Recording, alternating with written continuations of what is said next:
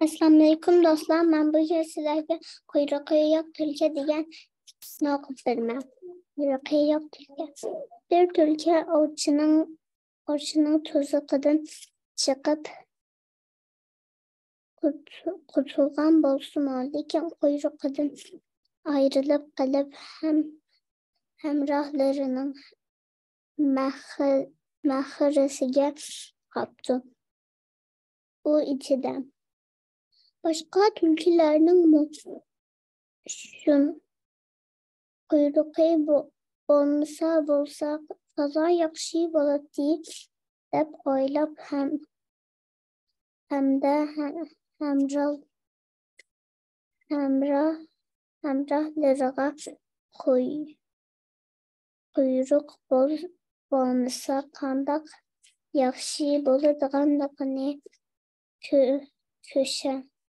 tushundirib, sizlar meni do'rab baqsanglar bo'lmamdi debdi. Tulki qaqoqlab kulishganicha. Sen ajab quyruqing bor chog'da bizga bundoq gap deb boqmaytinggu debdi. Xo'sh,